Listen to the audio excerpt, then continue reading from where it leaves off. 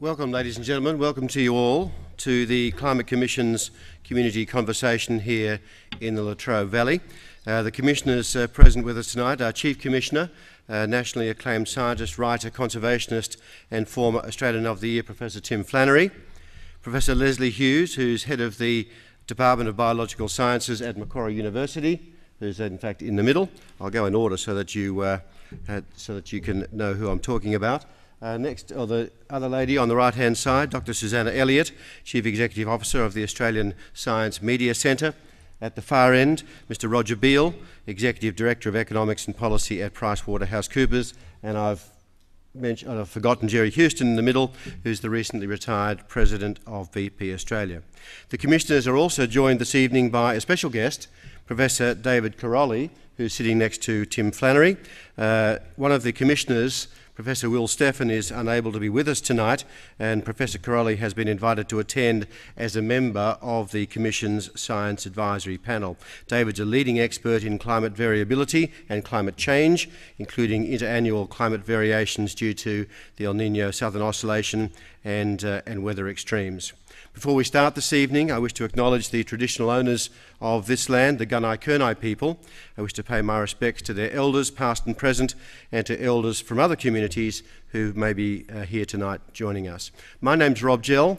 I'm an environmental and earth scientist. I have had a career in the media, and I'm a practicing environmental communication consultant. I'm also the National President of Greening Australia, a member of the Victorian Coastal Council, and I interestingly chair a UNESCO biosphere at Western Port just across to our east.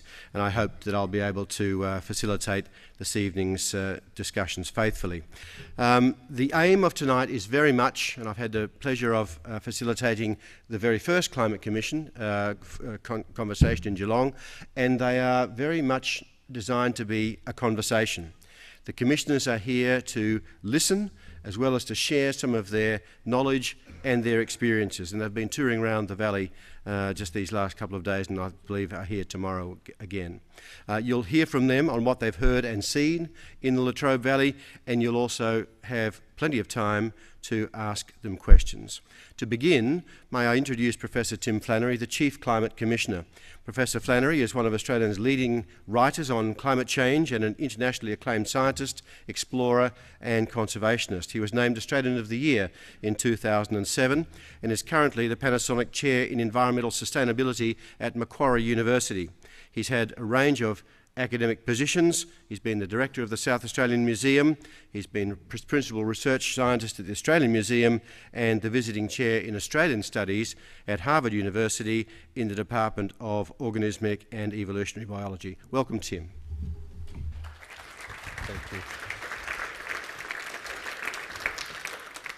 Thank you very much, Rob, for that great introduction. And I'd like to thank Gippsland campus of Monash University as well for hosting us this evening. It's really, really good to be here.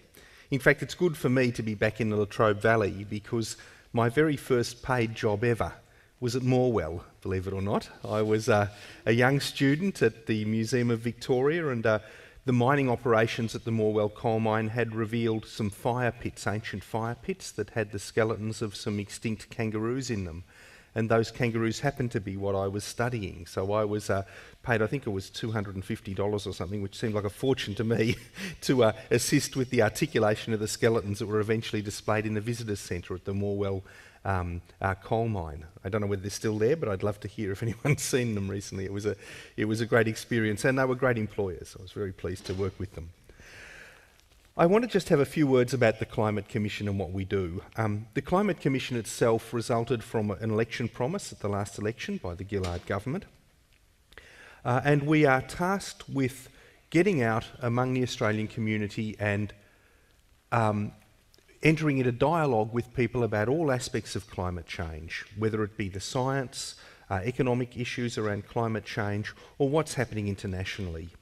We're independent of government, and we really value our independence greatly for a number of reasons. So we don't, for example, take direction from a minister, although we're funded by the government, we are independent of it.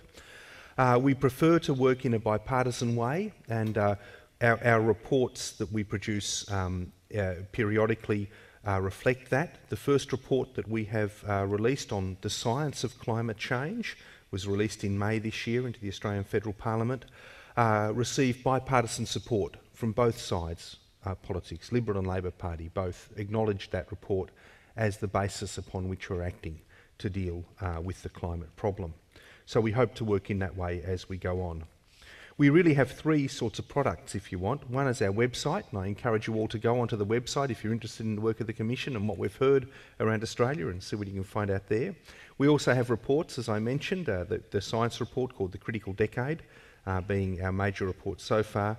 And we also conduct community visits, and today is a good example of that. We've been around the traps today. We've been down to meet your mayor and various other councillors. We've been off to a union office here at the Hazelwood Power Station. Tomorrow we're going to a business breakfast, and we'll visit a high school and do a few other things. And of course this evening is your chance in the community to take advantage of the presence of the Commission and ask our commissioners any questions that you like. We take a long-term view of the climate issue. For us, we know that this issue will be with the Australian community for decades to come, and that in a democracy, the only way really to make progress in dealing with a problem like this is to have a populace that understands some of the key issues. So that's what we see as our role. We don't give opinions on policy, government policy or opposition policy, although we can talk about, in general, the sort of approaches that are desirable. And we do that because we give away the power to comment on policy, because we want to retain the authority to be seen as an independent source of high quality information. We don't want to get stuck into the opinion of politics. We want to provide the Australian public with the information that you require and others require in order to come to their own conclusions about the problems that we face in terms of climate change. I'd like to just turn to our commissioners now, just so you get to know them a little bit personally rather than just people on the stage, and give them just a couple of minutes each to tell their own story about why they're here and how they got interested in climate science and what they've done. And at the end of that, David Carrolly, who's sitting on my immediate left there, will begin a very brief presentation on climate science. We'll all have a word to say about that, or 3 or 4 of us will have a word to say about that, and then we'll turn the night over to you to ask questions. So bear with us for a bit longer. Soon we'll be quiet and we'll be hearing from you. But I'd like to now start with David perhaps, and could give us just a minute or two on how we got to be what he's doing today. Sure, Tim, and it's a pleasure for me to be here in Gippsland again. I first got interested in climate science and climate variability, in fact, while skiing in the Victorian Alps, just a little bit north of here, and used to go out in the countryside and was amazed at the wind patterns and the clouds forming over the mountains. That then developed into graduate study on climate variability, and in the 1980s, mid-1980s, I started to look at climate variability and climate change. I thought I had a clever idea that would allow me, by analysing climate data, to show that increasing greenhouse gases were not causing the observed changes in the climate. And the more and more I looked at the data, I found that the patterns of observed changes were agreeing with the expected changes due to increasing greenhouse gases in the atmosphere. My first paper on that subject was published in 1987, now 24 years ago. So I've been involved in climate science and climate variability and climate change for a number of years. I'm Leslie Hughes. I'm an ecologist. I got interested in climate change after doing my PhD, which was actually on ant behaviour, and after following ants around the bush for about 4 years, I'd actually got a bit sick of that and was looking for something else to do. And so my PhD supervisor at the time said, you know, this was 20 years ago, climate change might be an interesting topic. And I thought, yeah, it sounds pretty interesting. So I did get involved in it then, and I've been involved in it ever since, and what I've been studying is the potential impact of climate change on species and ecosystems. And what I found is that once you get into studying doing research on climate change like David, it's very difficult to leave it alone then, because it becomes so important in your life that you can't give it away. So I guess I'm on the Commission because I've been studying climate change impacts for a very long time. The reason, however, I accepted the invitation is simply because I'm a parent, and what matters to me most is the state of the planet that I'll leave to my children. Jerry Houston. Until recently I was head of BP in this region, and I've been an oil man for well, virtually all of my working life. I've worked with BP for nearly 35 years. So it seems a little bit incongruous that I should be here talking about climate change, but many of you may or may not be aware that BP globally was one of the first big energy companies, in fact I think the first big energy company to come out and say there's a significant business risk here. From what you hear from the science, this is something that we should actually look at very seriously and become part of the solution and not be part of the perceived as part of the problem. And sort of the inspirational leadership from John Brown at the time meant that around the world we got engaged in the dialogue with all of the players in the game on climate change. So I've been involved in discussions with the with the Howard government all the way through various attempts at actually trying to address this issue from a regulatory point of view, and also involved in a lot of sort of initiatives through our solar business, biofuels and things like that can help us lead us into a lower carbon future. So it's been something that I've been heavily involved in as part of the oil industry for many years now, and this was an opportunity for me to continue that, so that actually we can try and map out a lower carbon future globally, with Australia's contribution going with it. I suppose the only other comment I'd make is that one of the flippant comments I've made in the past is that the scientists haven't spoken loud enough about the veracity of their conclusions. I now realise in fact they are, but they're not always listened to. But I could hardly not appear with this commission with comments like that. So that's my story. I'm Susanna Elliott, and I did my PhD actually on a very strange creature called a slime mould, which is a bit of a conversation stopper at parties, I used to find. And after a particularly long stint in the lab of looking down a microscope, my mother told me one day that I was starting to look like the creature that I was studying. And I thought, actually, it's probably time to get out. So, and my other main interest really at that time was communication. In fact, I was studying how these cells within this slime mould communicate with each other. So I then did postgraduate studies in journalism and became very interested in the relationship between science and scientists and the media. I then became particularly interested in climate science and more broadly environmental science while I was working in Sweden in the late 90s for about 6 years or so. And I think what was a bit of a turning point for me was when I was sitting around the dinner table one night with some very high-profile European and international group of scientists, and it was really what they couldn't talk about publicly that I found the most distressing in a way and had the most impact on me. It was one thing what they were saying in their scientific papers, what they were saying publicly and to the media, but their gut feelings. And that was not something that they were doing for any kind of fanfare or for any self-interest, but just simply talking to each other about their gut feelings. And that's what I found really had a very strong impact on me. I joined the Climate Commission because I've been working now for the Science Media Centre for some years, and in that role I'm a generalist, so I'm working in lots of different fields of science, and sometimes I'm working on, it might be vaccinations, it might be HIV, virus and treatments, it might be cancer. There are so many different things that are happening in the news media, and we're working on those issues all the time.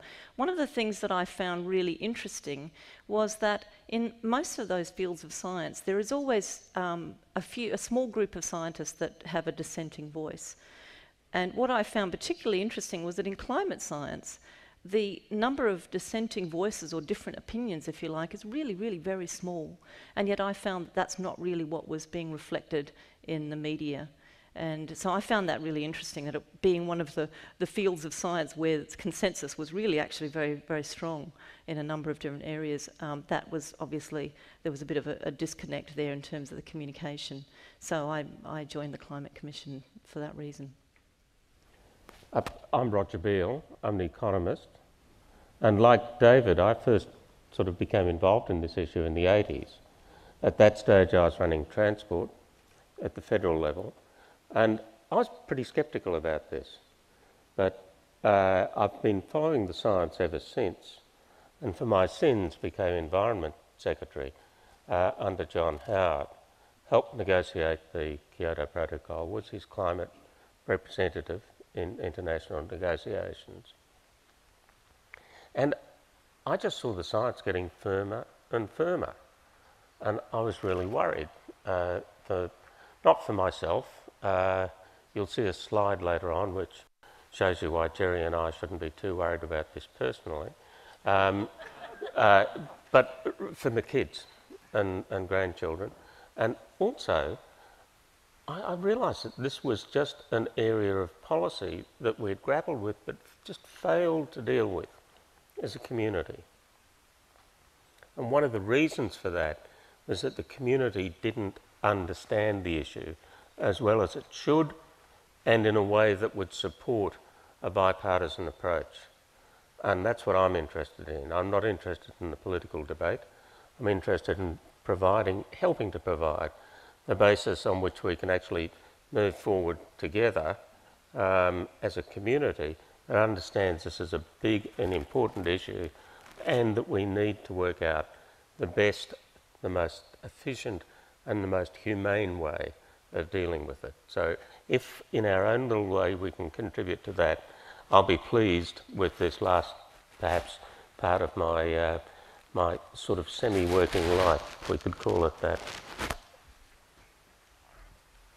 So Tim's asked me, as a member of the Science Advisory Panel, to give a very brief presentation on the science of climate change. What this graph shows in a vague sort of fuzzy way is temperature variations averaged across the globe, in fact from 4 different data sets, and it's available in the Climate Commission's report, but it actually shows convincing evidence that the climate system has warmed over the last 100 years, and the multiple data sets all agree that the climate system has warmed. But we don't need to just look at global temperature data from weather observations. We can also look at the ocean data, and the ocean is also showing clear evidence of warming. And that warming has continued in the recent decade, despite what you might read in some websites that the climate system is no longer warming. In fact, the ocean holds most of the heat that's been added to the climate system,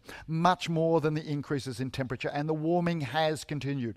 There is unequivocal evidence that the climate system has warmed. It's not only in the ocean, we can also see it in the ice. And the thicker, supposedly red line on the screen that is falling away is the extent of the ice in the Arctic over the last 50 years, and it shows pronounced decreases in the extent of Arctic sea ice. The other line shows model projections of where that ice would have been in the past from 1900 to the present, and the extent projected into the future. We can see that the observations are showing that the model estimates are conservative. The observations are showing faster retreat of the sea ice in the Arctic than the models would have projected. All those observations show clear and unequivocal evidence that the climate system is warming, but they don't show what the cause is. So if we want to understand the causes, we need to look at the different factors. And we first of all have to understand the greenhouse effect, and the most important contributor to warming the climate system is sunlight from the sun. And we all know that on a sunny day like today, it's warmer than it is on a cloudy day. But the sunlight from the sun is not the only factor. It warms up the surface of the Earth, then the Earth loses heat through what's called long wave or infrared radiation out to space. Some important gases in the atmosphere, the greenhouse gases, absorb some of that heat radiation and send it back to the surface of the Earth. They trap some of that heat radiation and warm up the surface of the Earth. That greenhouse effect has been known for more than 100 years. It is not new science. Since the 19th century, scientists have known about this greenhouse effect and have warned that warming due to increasing greenhouse gases from burning coal would likely cause increases in global average temperature.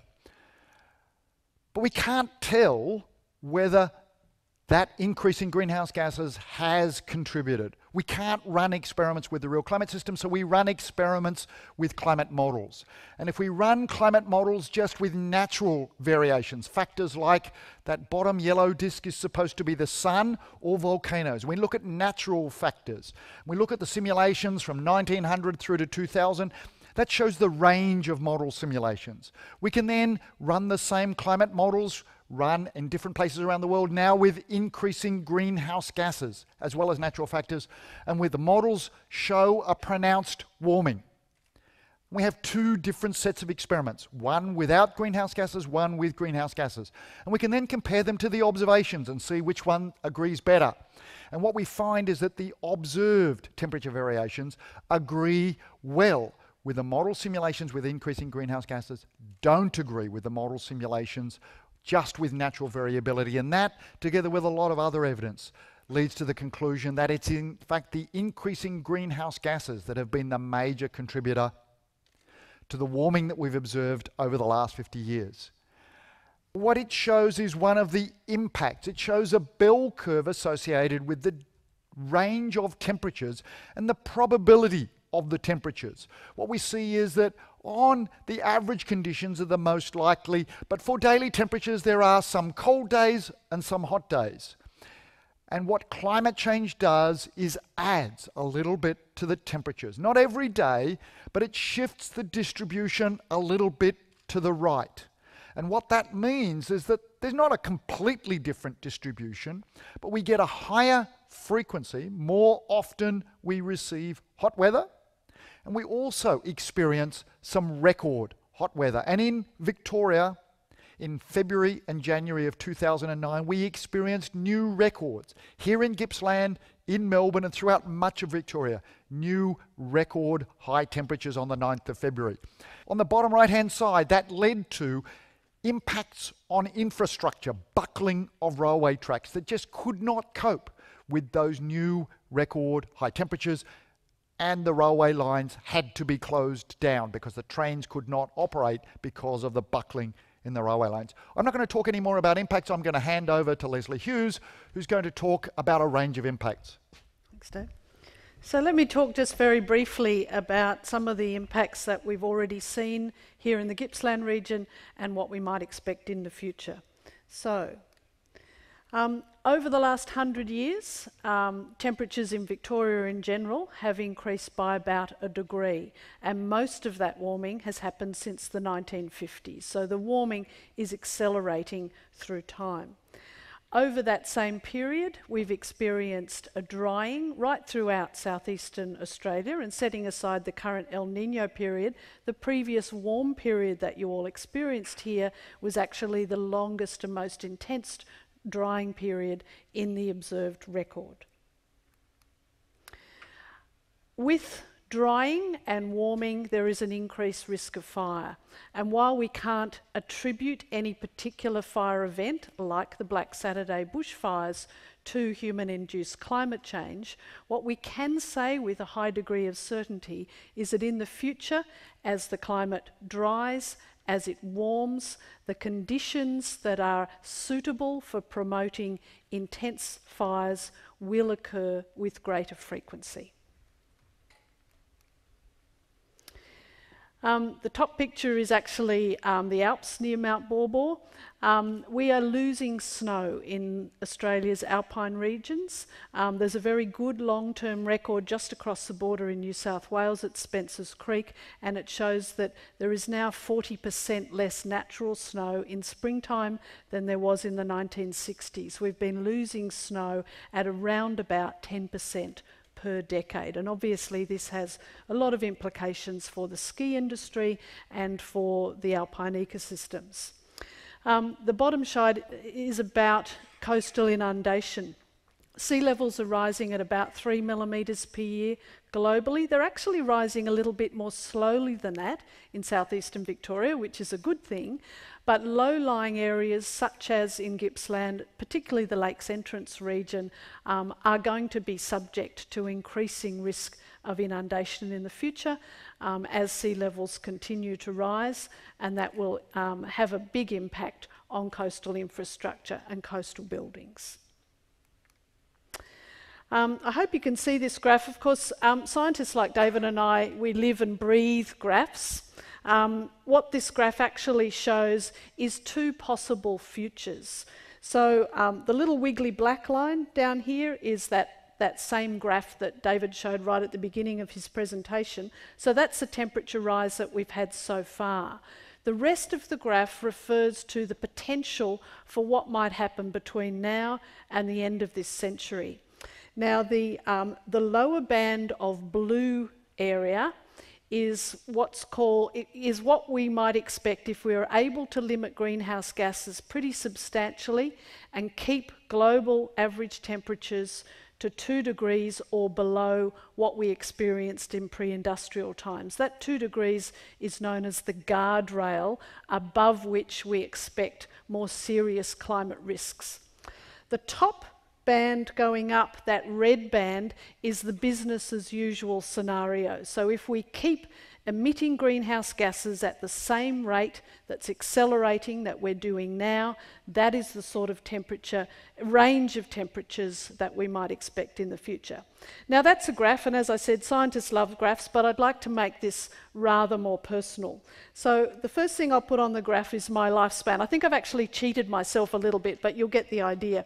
So I was born in the 1960s, and if I live a sort of average life, that line there refers to the average temperature that I will experience over my lifetime. The next bar, I've got 2 kids that were born in the 1990s, they're teenagers, and assuming they live till they're about 85 or so, that line represents the average temperature that they will experience in their lifespan under a business as usual scenario. Now I don't have grandkids yet, but just in case I do, and if they're born when my kids are about 30 and they live till about 85, they will live beyond the end of this century. And under a business as usual scenario, that's the temperature that they will experience over their lifespan. And of course what we have to do is work very, very hard, and this is the critical decade in which to do it, to bring that bar down to that 2 degree or below guardrail. So that's why we're here. What we're doing is really talking about our family's future. I'm now going to hand over to Roger to talk a little bit about carbon pricing. Actually, we might even go back. To go back up the green one? The red one. We might even go back. I joked earlier, when I saw this graph, I wondered why I was on this commission, because I was at university when the 2 professors were born. So I'm going to be signing off well before this becomes an issue. That's why, and I think Jerry might be in the same boat, or nearly. So I'm not quite sure what we're doing on this commission. It might be about our kids and our grandkids. Look, this is a problem. We've known it's a problem for quite some time. But what are we going to do about it? We haven't actually sort of really consistently tackled it as a country. We've talked about it a lot, but what have we done? What can we do? Well, I think we've really got to give business and communities certainty. We've got to reward innovation and investment in a sustained way. One way of doing that, one important way of doing that, is a price, a believable price, and one that you expect is going to stay on pollution, supplemented by wise regulation, because in some areas pricing won't work terribly well, I think, for example, of household appliances, motor vehicles, where regulatory approaches are often more efficient, at minimum energy performance standards, and programs like support for R&D, investment, commercialisation of new technologies where we know the market tends to fail. And we have to, with that certainty, give communities the opportunity to plan for a low carbon future, because this is not just about saying, well, we must go in this direction. Going in this direction has consequences. So how as a community do you move forward in a way without hurting the people who are most vulnerable? Pricing pollution is important because it actually drives behaviour. People say to me, well, why change a price? And my usual response is, well, if you think about it, think about agriculture or think about other areas, we know that price drives investment. We know it drives decisions about what sorts of techniques you're going to use, what sort of products you're going to produce and put to market.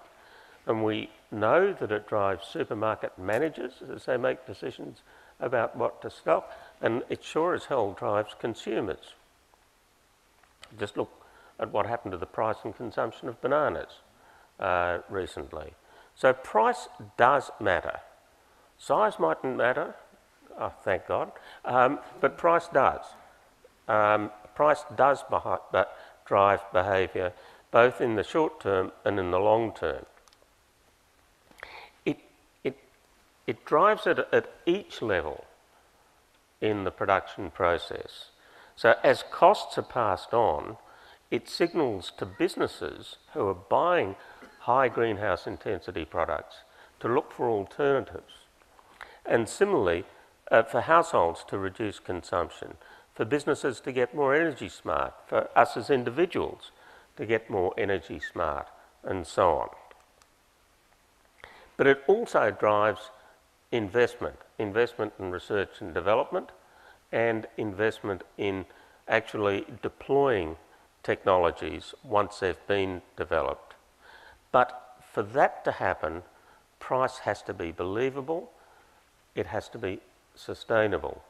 The policies have got to be there to stay, and that requires some degree of community understanding and acceptance, and hopefully in the long run, bipartisan commitment to that process. Otherwise, we won't change and we'll be stuck in a period of stasis, where we are left in this position of continuing uncertainty, freeze on sensible investments, and communities worried about where their futures are. Tim. Thanks very much, Roger. Thank you. Look, I just want to wrap up with two final slides. One which addresses opportunities. I don't know whether you can read that at the top there, but opportunities in low emissions technology. As we've travelled around Australia to the regions, and this is probably about our 12th visit, I think, to regional Australia,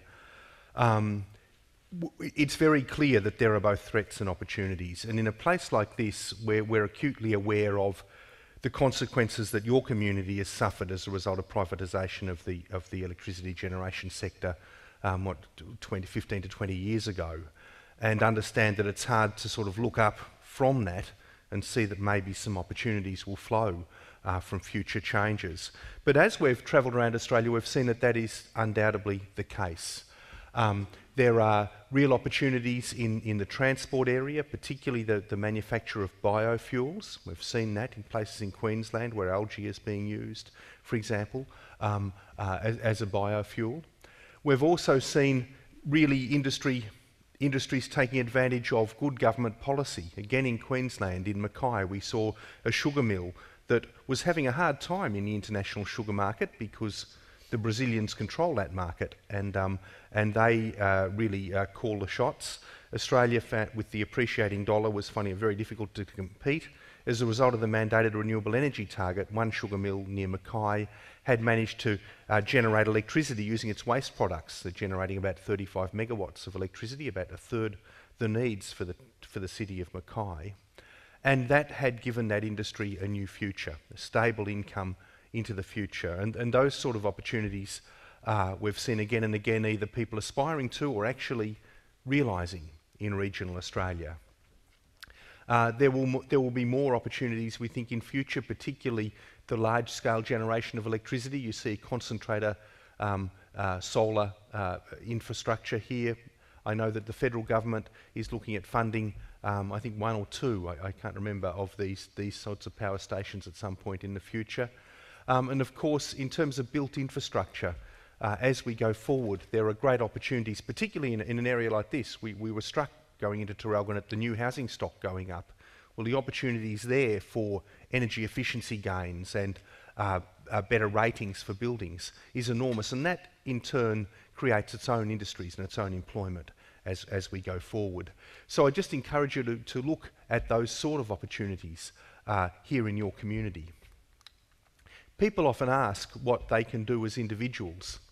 And there's a lot of things that you can do. One that we can help you with is to be informed. You've got a lot of expertise here on the stage tonight, myself excluded. These are the real experts. And I really urge you to take full advantage of their presence. I think it's important to be positive about a cleaner future. If you lay back and think, oh, the world's just going to run over me with a steamroller, you're in a more difficult position. Make practical changes at home. We're all going to be facing increased electricity prices in future, as we have in the past. Just practical things that help reduce the costs you outlay are very important, at least for me. I've ended up buying solar panels because I didn't want to be paying a power generator my whole life for the electricity I use. And also acts of leadership, talking to other people, doing things creative at work or school.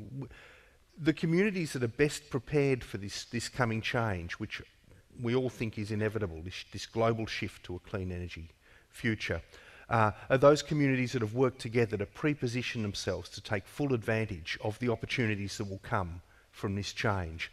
The Illawarra region in New South Wales is a classic example of that. They had enormous redundancies in the 1980s as a result of this crisis in the steel industry. They vowed never to go through that sort of trauma again. And up there we've seen local councils, regional institutes of higher education, unions, and the community as a whole working together to pre-position themselves for the benefits, the opportunities that will come from this change. So I can only urge you on to say leadership is important, and I'm sure that this community has every bit as much potential as others we've visited around Australia to show that sort of leadership. Well, I think that's enough from us now. We really want to hear from you. I'll hand over to Rob to moderate questions from the audience. Thank you, Tim, and thank you, Commissioners. We now do have, well, a good 45 or 50 minutes for you to ask questions of the Commission. A number of you have pre-registered questions. When you registered to attend this event, we're going to be using a mix of those pre-registered questions and questions from the floor tonight. I do ask that your questions be focused and as brief as possible. 20 or 30 seconds is pretty good, and we ask you to do that so that we can get as many questions in as possible. So please don't make lengthy statements. Just keep the short questions. If you do make lengthy statements, I'll ask you to stop and ask your question, because that's my job tonight. Now, the Commission does seek to conduct this session with mutual respect and courtesy, so I ask that you participate in the same way that the Commissioners will. So, who has a question? Gentleman there in the red jacket. Thank you. Burning brown coal and producing CO2, then capturing it and turning it into algae just to burn it, is putting that same CO2, which is fossil CO2, into the air. How's that really helping the environment, which seems to be something our economists are telling us to do? Thank you. Can we have two cracks at this? I might say something and Tim might as well. You're absolutely right. But what it does do is actually use that 1 unit of CO2 emissions to do more work than would have otherwise occurred if it had been simply vented. But fundamentally, there is still a problem that we're taking some carbon out of the fixed sequestered system and releasing it into the carbon cycle. And that is potentially increasing the problem to the extent that we then need to enhance carbon absorption or uptake. But if it does more work, it means that you're displacing another carbon emission that would otherwise have occurred. So it is helpful at the margin. It can be significantly helpful, but it's not the total solution to the problem. Do you want to add, Tim? I think that what Roger said is absolutely right, and all I can do is give you an analogy to the situation that, you know, the pool of carbon that cycles through the biosphere or the living part of the planet, you can think of as a bathtub filled with water, and you know, there's a tap running at a certain rate at one end and a plug hole at the other end of the bath, and the outflow is perfectly balanced with the inflow. As we dig up fossil fuels, it's the equivalent of opening the faucet of the tap so that we're getting more water in. Eventually the bathtub will overflow. Now, using that carbon that we're putting in to great efficiency helps slow the degree to which the faucet's opened, but it still ultimately leaves us with a problem. Gentleman here. Hello, my name is John Wisher from Churchill. I live here 10 years, and I got here a report on the risk and impacts of a potential future decline in oil production. Now, that's a British report by the British Department of Energy and Climate Change, and they argue for a low carbon economy on the basis of peak oil, not on global warming. There's a good question for Jerry. Peak oil, Jerry, the British Department of... Yeah, I think there is a time in the future when oil physical production will peak. It's still an open debate as to whether it'll peak because of peak demand or peak supply. For example, the US, which is the biggest oil user in the world, demand has peaked there already. So the growth in demand is coming from the developing world. It's certainly peaked in Europe. I think it will happen at some stage in the future. But oil, for the last 40 years, there's been 40 years of oil at today's rate. So we've managed to find, through improvement in technology and oil finds, enough oil to replace what we use each year for the last 40 years. So it will happen at some stage in the future, but this is not the thing that's going to drive the response to climate change. There are issues about energy security because a lot of that oil is in more difficult to, either politically more difficult or technologically more difficult to achieve. But it's not going to be peak oil, I suspect, that's going to drive these activities or needs to drive these activities in the short term. The gentleman on the side. I submitted this when I registered, so I hope I don't confuse your system there. At least words to this effect. If you let me know your name, I'll know which one you are. Paul Strickland. And this is probably a more economically based question. There is a suggestion that the process of adding a price to pollution is going to result in what is effectively a derivatives kind of market, because it's not a direct product. The GFC would seem to have given us a very bad experience of folks running derivative markets. Why should we not expect a similar, at least potential, problem from this kind of derivatives market? Okay. That's a very good question. The GFC has given markets, all markets, a bad name in some respects. But the previous 5 centuries also demonstrated that markets are fundamental to our improved economic conditions. They've actually contributed enormously. But markets need to be well run and well regulated.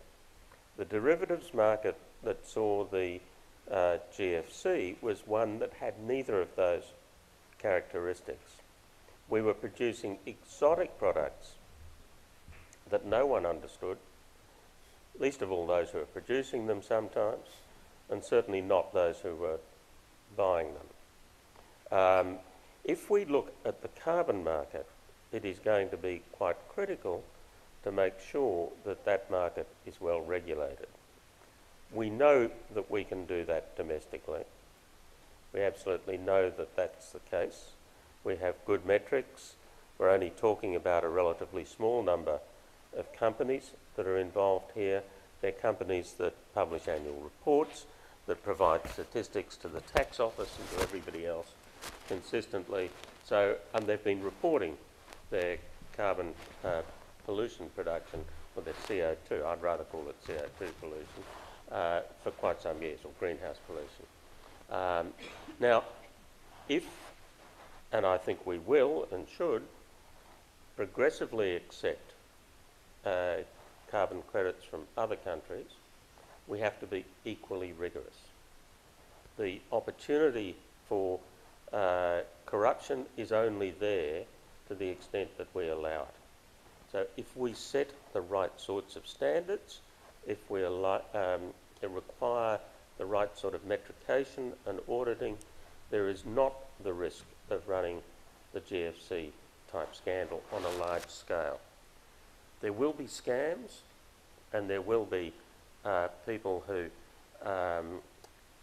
corrupt the system, but that happens even with tax now. There are people who don't pay their GST or don't pay their income tax, and you've just got to chase the buggers and catch them. Just to add to that, I think we're also well served by the reality that there are trading schemes operating, and there's been a lot of learnings. For example, the European scheme has been much maligned in its early days, but the learnings from that have been tremendous, and so we're seeing the learnings from those flow through, so that when the reality hits and Australia does have a price on carbon and emissions trading scheme, then we will know how to regulate it better than perhaps we would have if we'd started out full flight 10 years ago. Tim, I know you've been to Japan recently, and Susanna, I think, has been to Germany, and we've had a number of international visitors in Australia coming to observe where we're moving to. Can you give us a sense of what the international playing field looks like now? Sure. Well, look, I might start and then hand to Roger, who knows China particularly well, and Susanna, who knows Europe. But look, we had 5 international visitors here in Australia 2 weeks ago, and they were from California, India, China, Europe. And it was fascinating to see what was developing, because we heard from the Californians that their emissions trading scheme was on track to open next year. I think the projected carbon price was around $30 a tonne, maybe a little bit higher. We heard from India that in the medium term their future really had to be solar or renewables. There was very few options. They will continue to burn coal into the future, but that they really need to make a transition to renewables mid-century or before because of the constraints in their economy. I'll let Roger talk about China. One of the things I saw on my trip to Japan recently that astonished me was just some of the technological developments that have gone on. Over the last year or so, Sanyo, now taken over by Panasonic, have produced the world's most efficient solar panel. And they told me that next year that solar panel will be producing electricity at a price equivalent of electricity purchased from the grid in New South Wales. So there are real changes in terms of cost of these panels as well as efficiency. They were also developing batteries that were just enormous in their potential to store energy in a very small area and with not much weight. I saw a 1.5 kilowatt battery, quite a very powerful battery, about as big as my DVD player at home. And these are actually being used now in Japan. They were also developing fuel cell technologies that allowed for the burning of natural gas very efficiently to produce electricity. And using those 3 technologies, Panasonic were redeveloping one of their old factory sites on about 50 acres with 1,000 housing units on it, and using fuel cells, batteries and these solar panels. They were going to generate enough electricity for that community to be entirely standalone. So all of its electrical needs, all of its transport needs coming from that small site. And that just told me really that these technologies are developing very, very quickly, getting cheaper by the year, and are going to be very competitive in the near future. The reason Tim's asked me to talk about China is that done quite a bit of work in China. When I retired, the Chinese government, not because I retired, but timing was just coincidental, asked the Australian government to nominate an independent expert to join the Premier's International Advisory Committee on Environment and Development. And Alexander Downer was kind enough to put my name forward, and the Chinese government accepted it. So since then, which was nearly 7 years ago, I've met every year with the Chinese Premier, and the Council has worked with our Chinese official colleagues and research colleagues and industry colleagues to produce advice for the Chinese government. So I've seen them work through the development of the 12th five-year plan and the implementation of the 11th five-year plan. And they put lowering the carbon content of the Chinese economy very high on their agenda. Now, this will be an intensity target, but a 45% reduction by 2020 in their carbon intensity. If you look at that target, and the ANU professors Yotso and Stern have done a very good paper comparing this in terms of its departure from business as usual with the US and with Europe. And it is equally challenging. So it's hard work. So what are they doing? They are embracing cleaner coal technologies. So yes, they're building lots of thermal power stations because there's no choice, lots of coal-fired power stations, but they're ultra-supercritical at least. A lot of them are closed cycle. There's a lot of combined heat and power. So their efficiency levels compared with our power stations are enormously high. But they're pushing very hard on renewables, nuclear, and gas as a transitional fuel as well. And they will account for nearly half of the world's renewable investment in the next year or so. And you ask them why they're doing that, because this is the future, and China is determined to be part of the future. And that investment, $1.3 billion per annum, is driving the real cost of these technologies down. Solar panel prices have fallen spectacularly since China's been engaged, as has wind power, and not an issue necessarily for Australia, but you would expect nuclear prices to fall as well as they develop their fleet of nuclear power stations. This, looking at it in a different way, provides Australia with opportunities in high tech and in intellectual property that are quite enormous, and which could be quite a useful hedging strategy for our heavy reliance on resource exports to China, because China will be reducing its resource imports over the long term, and we need to have something to stand in that place. The Chinese solar industry is built on Australian IP that the University of New South Wales sold for what, $160,000, and solar billionaires have grown from that in China.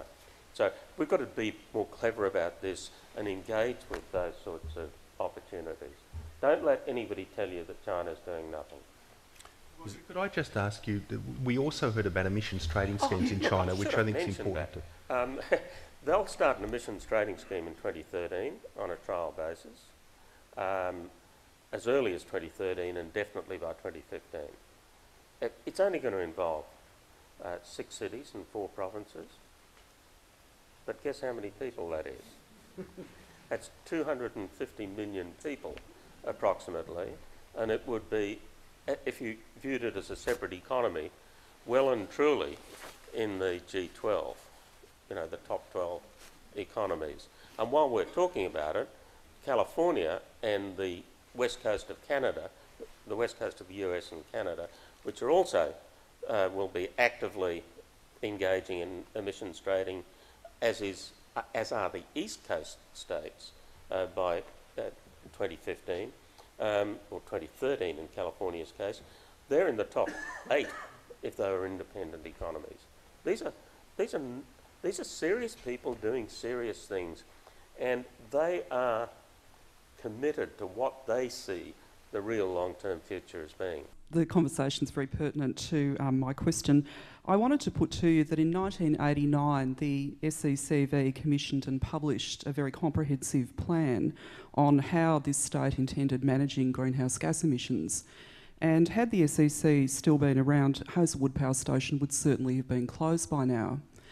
Given that privatisation saw all of those plans put in the bin, has the Climate Commission done any work on identifying those other excesses of privatisation and how they have impeded the ability of the state to manage our energy systems and have had a very detrimental impact on the environment and on how we handle the environmental imperative? Tim, you mentioned this in passing in your opening. Yeah, look, I did. We haven't done any work specifically on that area. It's probably on the edges of our purview, really. But we are acutely aware of the sort of legacy issues around these sort of changes and the ongoing struggles in places like New South Wales, indeed, to come to terms with this. But Roger, I say that public ownership doesn't guarantee good environmental outcomes. You only had to look at the performance of most of Eastern Europe, the impact that had both from the viewpoint of global warming, but also simply from the impact it was having because of acid rain on European forests and lakes. So government ownership and private ownership can both fail to deliver environmental outcomes. What's key is actually having environmental objectives and incentives and regulatory frameworks which drive us to achieve them. My name's Steb Fisher. I did some solar energy research in the 1970s and then I went to work for BP for 11 years, so I feel some affinity with the panel.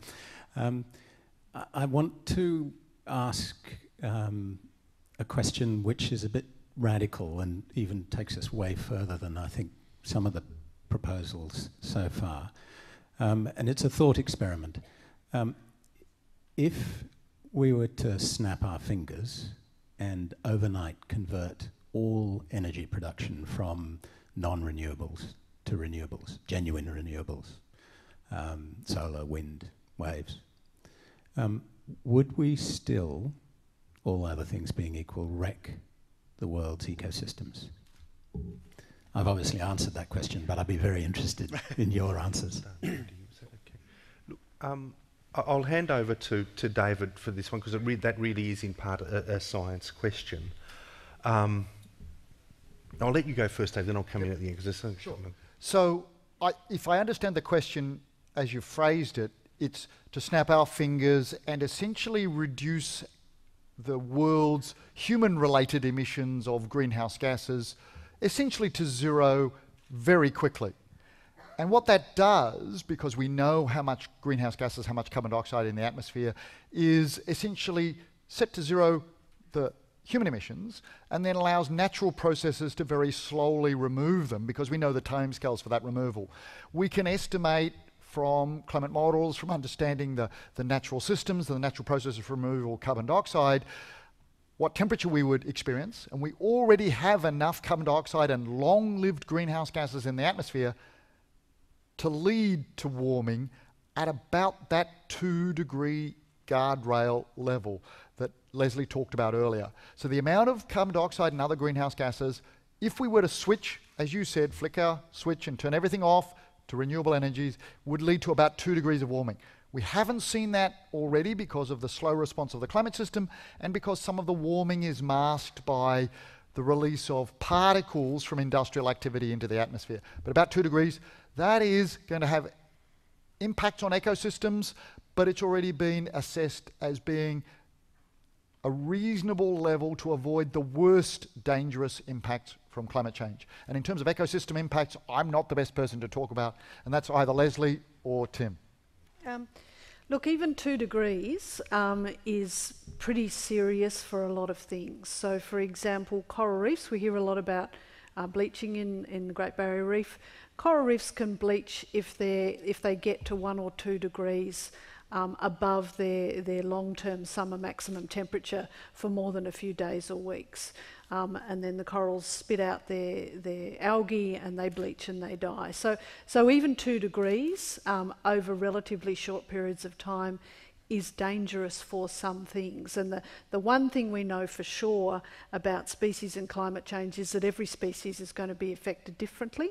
Some species will be advantaged by warming if they're currently limited by cold, for example, but many species will be disadvantaged. We've probably already had species climate change related extinctions both here and elsewhere, and one of the saddest things about climate change in the future is that rate of species extinction will almost certainly accelerate. But even 2 degrees is dangerous for a lot of things. Yeah. I just wanted to point out one thing which I wasn't sure you were going to cover, but no one can predict the future. So when we think about these impacts, we're dealing with probabilities. So will 2 degrees of warming destabilise Earth's ecosystems or not? And we can only take a probabilistic approach to that. But what we do know is that the higher the ultimate temperature, the greater the probability, that we will have serious impacts. So the fact that we have already built in a certain degree of warming is not an argument for complacency or despair or anything else. We know that we need to limit the risk, and that's the approach I think we need to take to this, is to say we know we've got a problem, we know there's already quite a lot of inertia built into the system, but that's no reason for inaction. We need to limit the risk to us and future generations by getting that trajectory pointing downwards as quickly as we can. And in fact, that's why this decade is the critical decade, because the longer we continue greenhouse gas emissions, the higher is the warming and the greater the probability of dangerous impacts. So the decisions we make this decade determine the trajectory of warming and the level at which that warming might eventually stabilise. But that's why the critical decade is this decade in terms of making decisions about reducing emissions. Let's take another question. The gentleman in the blue jacket. I'm curious about, facts are very much more powerful than opinions, and so recently I cottoned onto the fact that Australia is already close to being the worst for per capita emissions, except for a few little oil chiefdoms in the Middle East. But that's only on GHGs within the country, and so it doesn't include exports. So I did a bit of wiki searching, and so if we get some benefit from those exports, we're twice as bad as we are on domestic burning.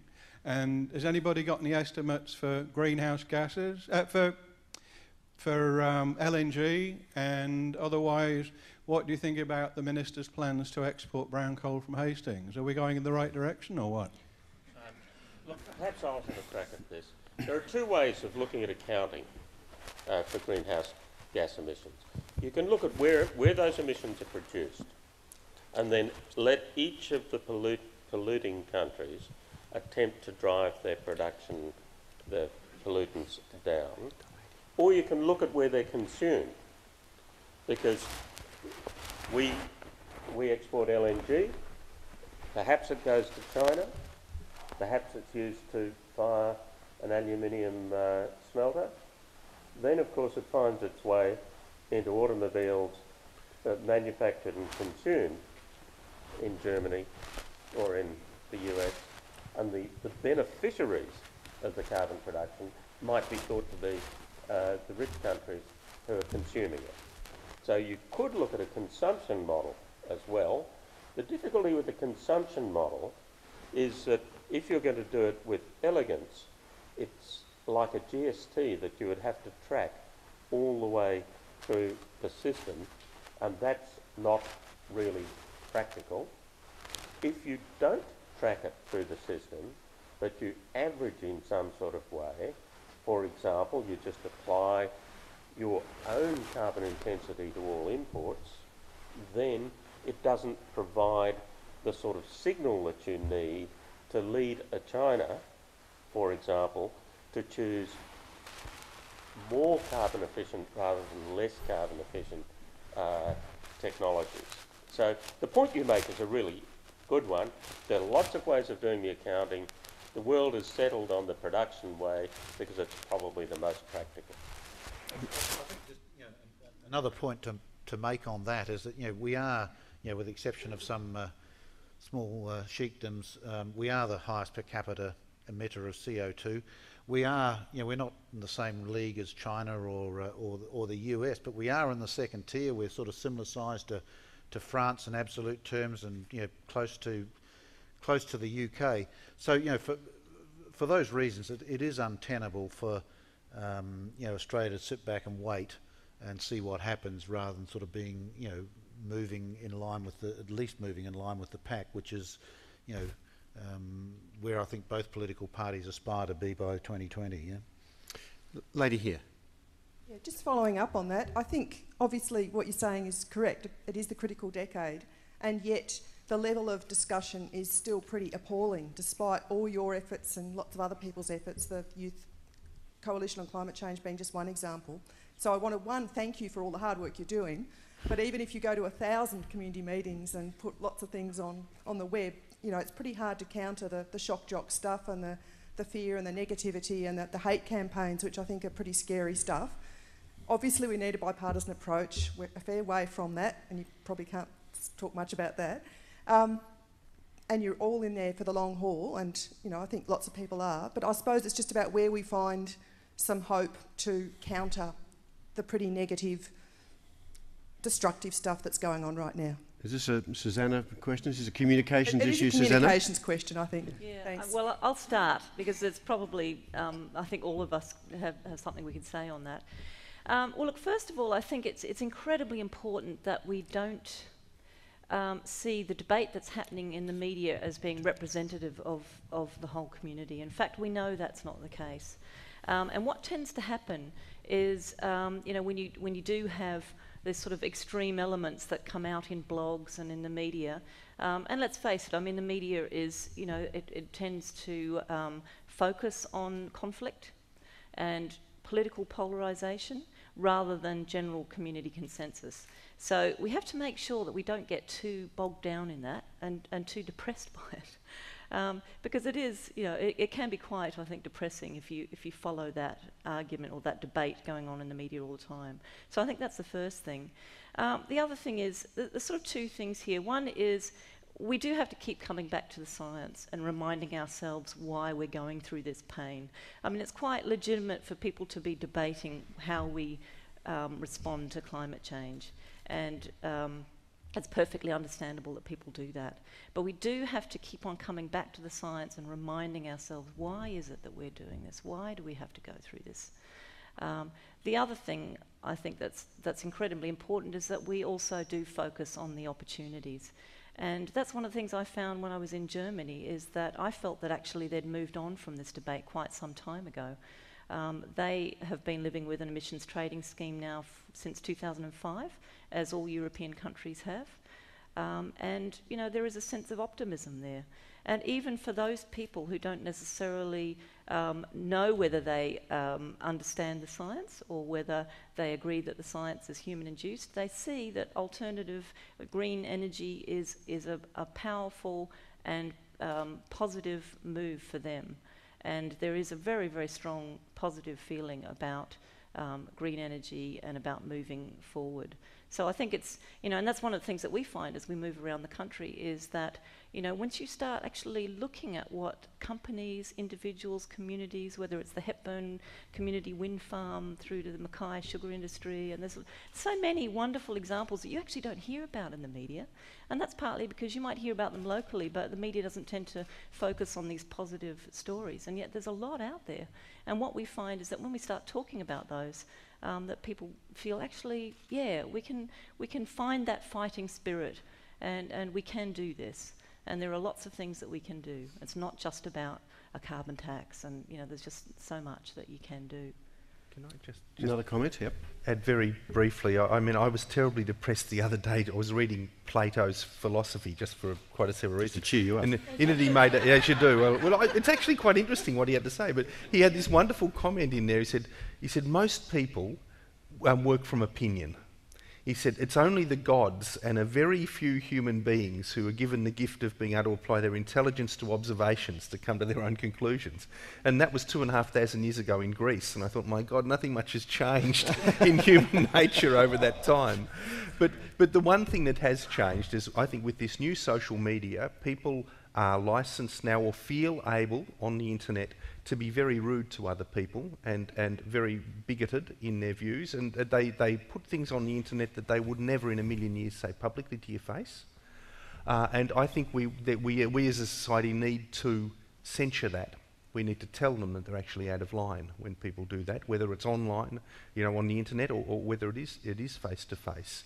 And we need to somehow bring a more civil aspect to this debate. Otherwise, we'll simply descend into a really nasty mudslinging and opinion-slinging world. And when you place on top of that the denigration of expert advice, things look pretty toxic. Now, I have to be cautious. Thank you. I need to be cautious with our time now, and I need to be very ecumenical on the floor here. So, gentleman there, and then I want the next microphone to go to the gentleman. Put your hand up high, sir. That one for next. Thank you. Ray Asprey from Phillip Island. At this time, we find the coalition making the point that the majority don't want the carbon tax. Now, I've been involved in a number of surveys with my local climate change group, and I'm astounded that they're probably right that the majority don't want it, but the reason is they're not very well informed. I'd like to know what the Commission is doing to educate the masses, because we're not going to have effective legislation until the masses know, what effect carbon dioxide is having on the planet. It's another communications question, but firstly, go to the website. There's some really good stuff on the website. That's my first chance to plug the Climate Commission website. There's some very good material there, but let's go beyond that. Give us some other bright ideas. How are we going to... It's a big job. Leslie, Susanna already mentioned. Huge task. Maybe just another way into it. A lot of the answers to surveys depend on what the question is. And anything with tax in it doesn't seem to resonate particularly well. But if you actually look at what the level of consensus there is out there, it is actually quite extraordinary, and it certainly doesn't bear recognition with the way you'd see things portrayed, for example, in some of the media. But there is a huge amount of business support for action on climate change. This is big business and small business. There's debate about exactly what it should be, but there's a lot of support for a market-based mechanism to drive this.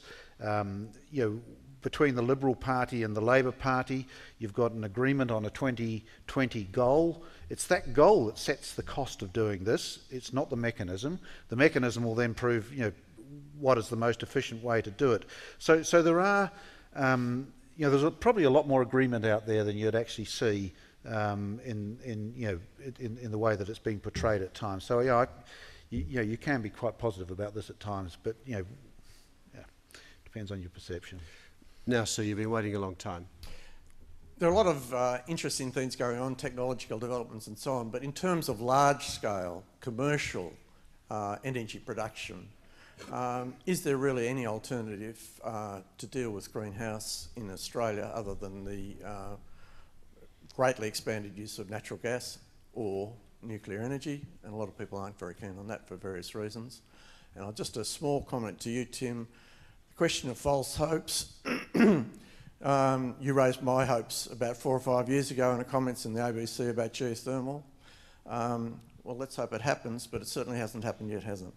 No, it's been much slower than I would have liked, and most other people would have liked. I guess as an investor in geodynamics, I'll be rewarded in heaven, but it doesn't appear that the reward will come any much before that. Well, you never know, but But look, potentially geothermal is being developed overseas. There are areas where it's going ahead. In Java, there's investment by an Australian company and an Indian company in a geothermal plant.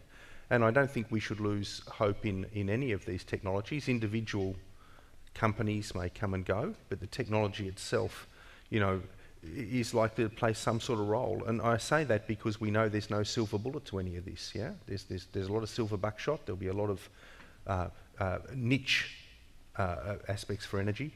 But I should really hand over to those who know the natural gas sector. I want Leslie to repeat. I know the comment you heard, Leslie, at a recent conference about the equivalence of the Australian and the German opportunity in solar. It's a useful statistic to share.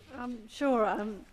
Some of us went to a conference in Melbourne a couple of months ago called Australia Above 4 Degrees, and those of us that were asked to speak were asked to imagine for our particular area of expertise what it would be like to be in Australia that was above 4 degrees. So I spoke about ecosystems above 4 degrees, etc. And as you can imagine, a conference like that was actually pretty depressing 3 days. And we got to the end of the 3 days, most of us ready to slash our wrists by that point. And then the very last talk on the last day, and I think David was there, was a guy from Melbourne, from the Sustainability Institute, who got up to give his talk and waved this bit of plastic in the air. And we thought, what the hell's he doing? And he said, see what I'm holding? This is a solar cell, and I printed it on my printer. And he began to speak about some of the amazing solar technology being developed in Melbourne. There's another company in Wollongong that are competing. They're doing things like making solar cells on their printers. There's another company in the UK that are making solar cells that are embedded in roof tiles. So, you know, very soon you're going to be able to tile your roof with solar cells. You know, the technology, as Tim mentioned earlier, the technology developing here and elsewhere is really accelerating, and I think we have to all hold on to that hope that technology will come to the rescue. That's what we're clinging on to, I think. The one I was trying to draw out of you was the comment that Germany is one of the great nations in solar. Oh yes, okay. So at the same conference, our German speaker, John Schellenhuber, is one of the best-known climate scientists in the world, indicated to us that the place in Australia that has the worst solar radiation is on the west coast of Tasmania, and there's more solar radiation there than the best place in Germany. Yet Germany is moving incredibly quickly towards having solar energy as their main source of energy. So heavens, if Germany can do it with far less solar radiation than anywhere else in Australia, you know, surely we can do that too. Alan Scarlett, a common view I think that's held in this region and also in Victoria about our economy is that we need coal-powered electricity generation to provide baseload that underpins our manufacturing industry. Can you paint a scenario around how you could actually continue manufacturing with reliable baseload power generation? Take that. Either Roger or Jerry, perhaps. Yeah, sure. All right. Sorry, I've got to use this one. I moved so much that I've destroyed my other microphone. I clearly wouldn't be a Madonna. Probably a few reasons for that. Just last week, we had Linda Adams, who was the very recently retired Secretary of the EPA in California. California will be deploying quite shortly its first solar thermal baseload power station. So this is a solar power station which actually uses the power it generates. It's stored so that it can actually release that through the night. But we can move, and we probably will, as a transitional fuel to closed cycle gas baseload power stations. These are certainly used elsewhere in the world. There are other possibilities, and indeed the other Alan Jones, that is not the one who's on the radio, but the one who changed the energy profile of London, or a large borough of London, and who's now advising Sydney, has argued very strongly that you don't necessarily need to have large baseload, huge mega power stations, but distributed power might well be part of the way of the future. But I think these are all options that need to be there in the market, and we need to have the incentive to actually have the tension and the competition to see which is commercially deployable progressively over time. Any other comments about the potential of renewables to provide baseload, or we move on? The Chief Commissioner has just given me a couple more minutes for some extra questions. Now this gentleman here. Question before, but this is not that question. In relation to the debate on human-induced climate change, it'll create debate for years to come and not much will happen. We've got wet politics, so one party says it is and it isn't. So we can circumnavigate that, I think, by putting forward the benefits of moving to a renewable energy future by saying that our energy security is paramount. If we don't have to import oil from Iraq or Libya or any of those nations where there's war and all sorts of despots, if we can put the benefits of clean environment due to lack of heavy pollutants in the environment that we breathe daily in the Latrobe Valley and in Gippsland, and also the economic benefits of moving to a renewable energy future by the amount of jobs we would create by implementing new technologies and replacing the old technologies. So those three things could get us across the line and circumnavigate the debate as whether it's human-induced or what. Just move towards just sell the positives and forget about the debate on fighting over it. So let me briefly answer that, because I agree with all your comments about renewable energies and opportunities. They are absolutely correct. But I actually don't agree with your premise, because in fact both political parties in Victoria, all political parties at the federal level, accept that the climate is changing and that human emissions of greenhouse gases are the major contributing factor. So there isn't in fact a political debate in Australia about the science of climate change. The political parties at federal and at state level accept it. So you're right though that there are lots and lots of opportunities to frame the response to climate change as well as energy independence and renewable energies in terms of seizing the opportunities that exist in the Latrobe Valley and throughout Australia in terms of renewable energy opportunities. I'd just like to make one other comment, because as I think Tim mentioned before, there is no silver bullet for this, but it's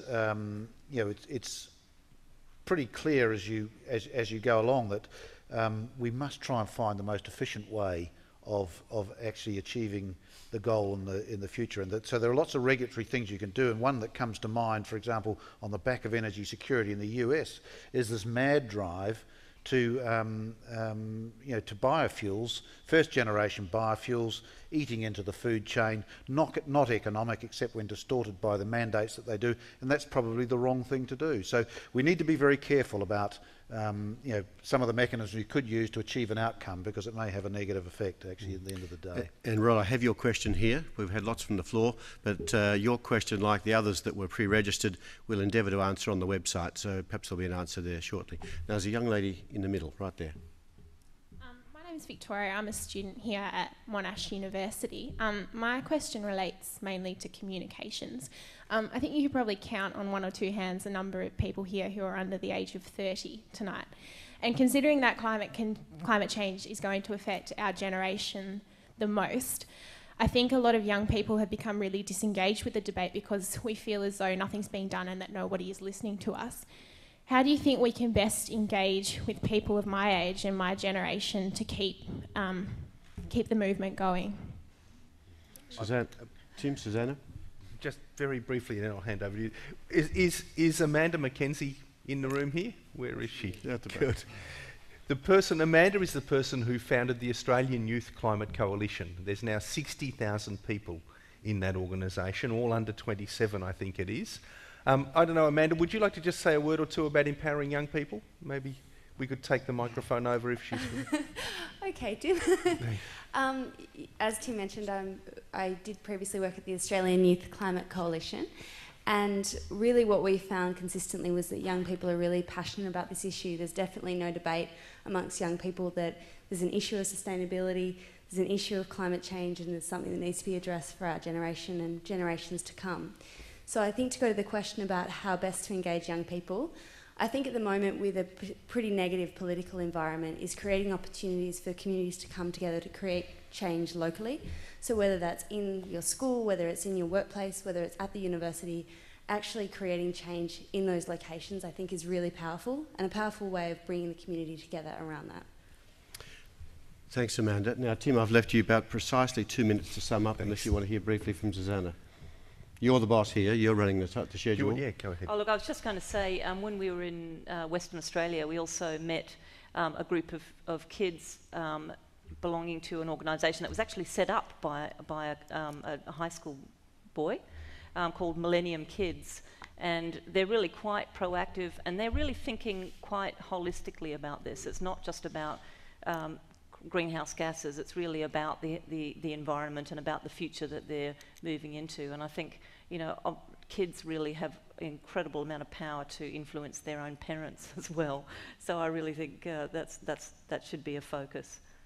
Now, we want to give you a chance to get away precisely at 7, so I want to give Tim now a chance to just make some concluding comments, and I'll just come back and make sure you have an opportunity, further opportunity to have your questions answered. Thanks, Rob. And look, could I thank you all for being here this evening? People from as far away as Phillip Island. It's really heartening that you made the trip, so thank you very much. And could I say I'm not at all dismayed at the number of grey heads in the audience, mine included. You people are the community leaders, you're our elders, and to see you in the audience gives me great heart, it really does, because I know that you will go away from this evening and discuss the sort of things you heard if we've done our job properly. And that's incredibly important, because you as the community elders will really be listened to with this.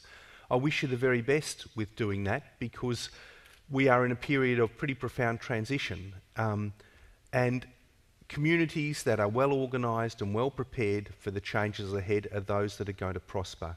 I really hope that the Latrobe Valley is one of those communities, and from what we've seen today, I think you've got the potential to be so, but there's more work to be done yet, and if we can help you with the Commission, either through our website or whatever else, we'd be delighted to oblige. So thank you once more for being here, and all the very best for the future. Thank you.